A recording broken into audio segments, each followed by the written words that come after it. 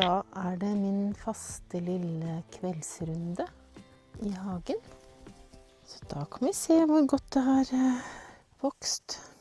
Her er det sommergulrøtter. Her er det reddiker. Løk. Her er det rosenkål. Da får vi se hvordan den blir etter hvert. Det trives i hvert fall veldig godt i dette store hygelbedet. Mer løk, mer reddiker. Her er det vintergulrøtter. De første frøene jeg sådde var veldig dårlige, så de kom ikke. Det var bare 1, 2, 3, 4 som kom. Så da måtte jeg sette nye. Men så ser jeg nå at jeg tydeligvis har glemt å sette her da. Det var sikkert fordi jeg trodde de kom. Her spirer det og gror godt. Disse hageblåbærene er jeg litt mer usikker på. Men de er jo ikke døde. Så den trenger nok kanskje en sesong eller 2 til å etablere seg ordentlig.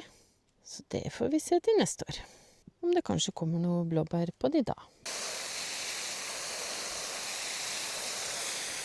Altså det har faktisk vært et par bær her.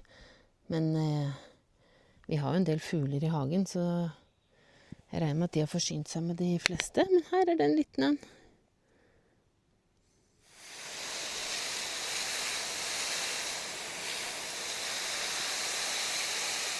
Her satte jeg ut noen tomatplanter som var til overs, som jeg ikke hadde plass til noe annet sted.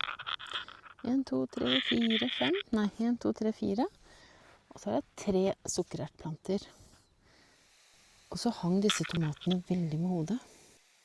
Og så hadde jeg da, vi hadde klippet gresset. Så jeg la på godt med jorddekke med klippet gress. Og da, plutselig, i løpet av 2 døgn, så var de så grønne og fine og har vokst altså så fint.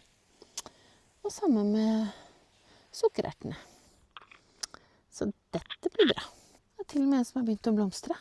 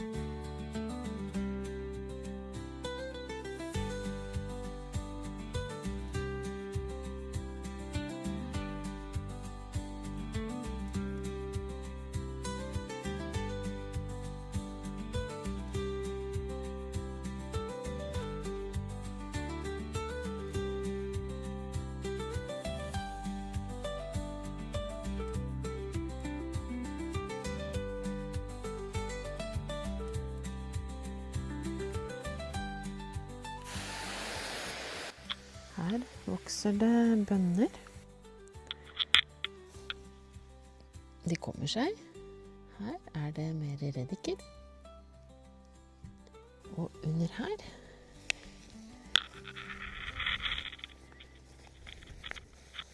kommer det blomkål.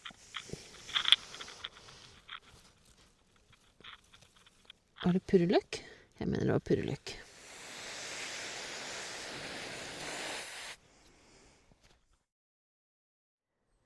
Her vokser det også litt purreløk.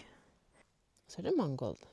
Når den først begynner å gro ordentlig, da blir det fart på den. Her er det løk. Og her er det en blomkålplante. Den kommer veldig fint. Her har jeg også satt blomkål. De ser litt stusslige ut, men de har faktisk kommet seg veldig fint. Mer kålrot. Og med litt godt med gjødsel og jorddekke her etter hvert, så blir det bra. Så har vi det lange hygelbedet.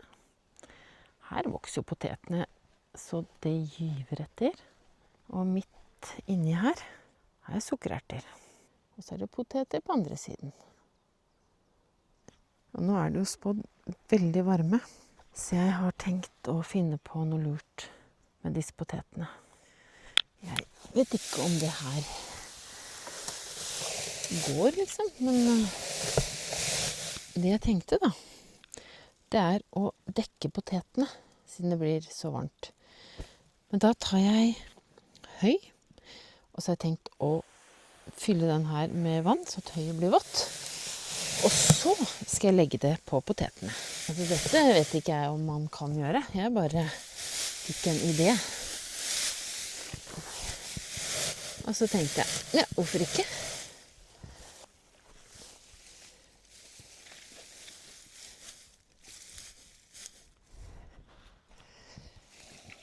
Så jeg håper potetene blir fornøyd nå, som det er spådd litt sånn tropevarme. Det var kaldt nok i hvert fall.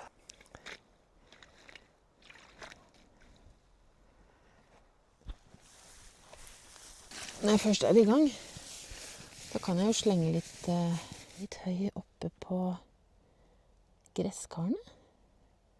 Ja, hvorfor ikke? Her i kompostbingen har jeg også satt litt forskjellige gresskar. Og jeg husker jo ikke hvem som er hvem, så dette er bare planta ut i spenning om hva som dukker fram. Jeg håper jo at det blir noe da. Og at de trives i komposten. De er sikkert planta litt tett. Men det er jo bare en liten test. Vi får pakke det litt forsiktig inn. De er litt små enda, så vi må passe på så vi ikke kveler dem. Det skal sikkert mye til, altså. Da hadde disse fått litt jorddekke, så da tenker jeg at de blir fornøyd de også. Da er vi ferdig her. Da skal jeg gå videre ned til det andre drivhuset og vanne der. Da gjør vi det. Nå føler jeg blaut overalt.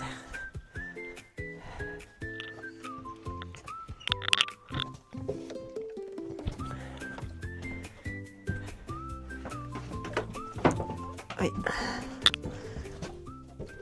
Så er det masse tomatplanter. For jeg har jo ikke hatt hjerte til å la noen av disse her plantene visne og dø.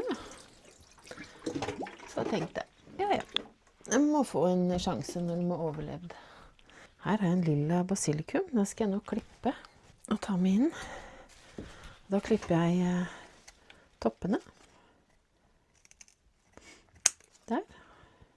Det er deilig å bruke hvis man steker poteter, potetstappe, potetsalat, pasta, ja, you name it, spagetti, pizza, ja, bare fantasien som stopper deg egentlig.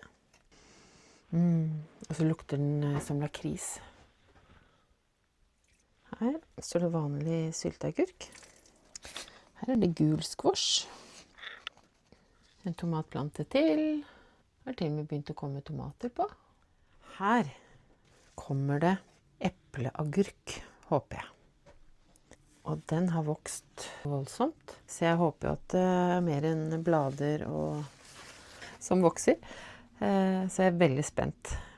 For i fjor så hadde jeg også epleagurk, men da kom de ikke, altså. Jeg tror jeg bare fikk et par. Men i år så ser de helt annerledes ut. Mer tomater, vokser høyt opp i taket.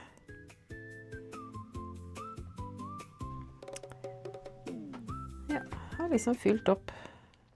Og her har jeg vanlig sylteagurk. Og så er det bønnene. Jeg regner med at jeg kommer til å høste noen i morgen, men ikke i kveld. For nå skal jeg inn og legge meg. Jeg skal bare vanne ferdig. Så har vi litt gresk oregano. Den har kommet ganske fint. Og så var det en liten salvie her da. Jeg hadde et par frø som jeg fant, som jeg bare satte ned i jorda. Og så kom de. Nei, men da skal jeg vanne og gjøre meg ferdig. Og ta kvelden.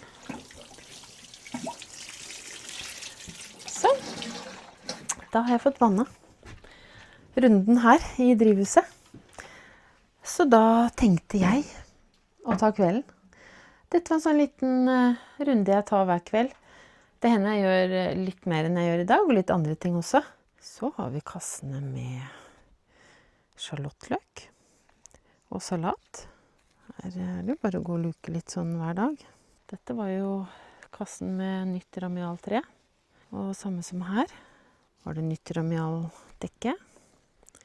Og her, denne var vel halve av hver. Gammel og ny. Her kommer rødbetene. Trives ikke så godt oppi her. Så var det med gammelt ramialtre. Og dillen, ja, han vokser nå. Så jeg tror han kommer.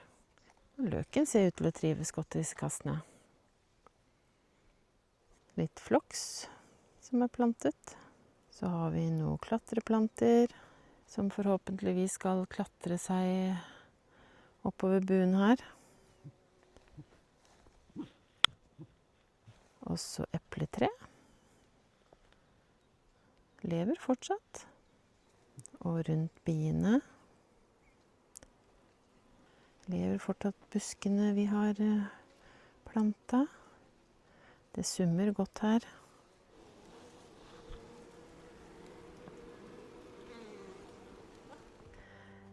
Så timene går fort på kvelden også.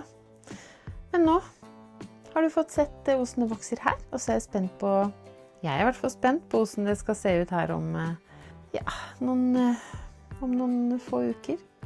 Om det har grodd enda mer, om det har kommet enda mer, og ikke bare bønner, men også kanskje noe mer vi kan høste.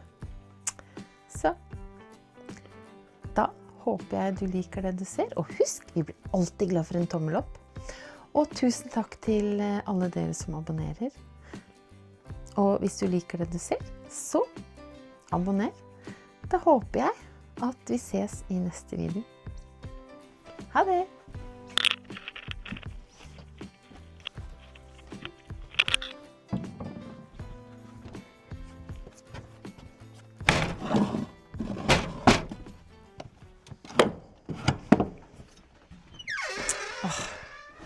Jeg glemte jo,